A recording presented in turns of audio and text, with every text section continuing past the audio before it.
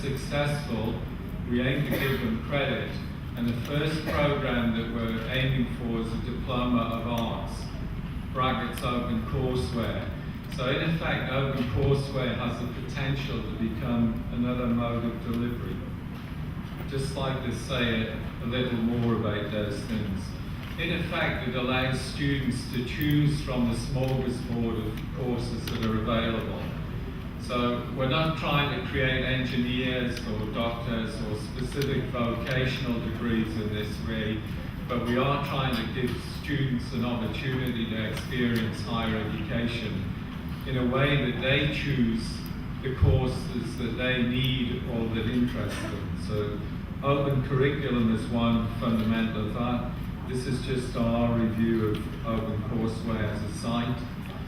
We've also created an open access college, and what we're aiming to do as a university is to offer about less than 1% of the university's 2,134 active courses. So I see that as creating a parallel universe. So we've still got 99% of our mainstream business, but 1% we're going to commit to open courseware. So we've registered a domain name for Academic Volunteers International that will be our students, alumni, other professionals who will give their time to support open courseware students.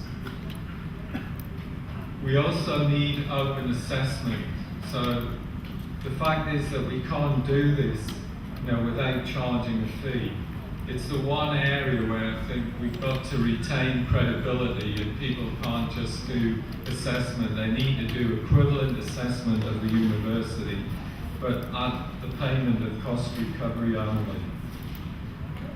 So what are the potential organisational benefits for this? Clearly changing a university's mind to offer 1% of their courses in a different mode, a different business model isn't easy. But we believe that there will be some attraction to the university in terms of expanding our reach, increasing research and the like, and sustainable in the current environment. We can make sure the quality is okay. We need to do that to make it credible. And again, as time is short, I'll pass on over that. But I think the sustainability challenge is the key thing. That we need proactive leadership, we need progressive leadership, and we need ongoing institutional support by mainstreaming open courseware. I think the current models that are emerging of donations and more grants from, say, the Hewlett Foundation and so on, is not going to sustain open courseware. It could become a passing sort of period in higher education. I think if institutions got behind open courseware, then it's potentially sustainable. So I believe that if we embrace and promote open courseware, open source, open scholarship, there'll be more access to higher education, affordable access.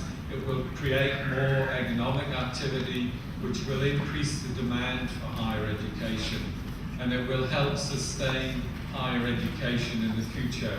But I do think that we need to take this notion seriously, otherwise I think we become more exclusive and we don't make the contribution to global learning that we otherwise could.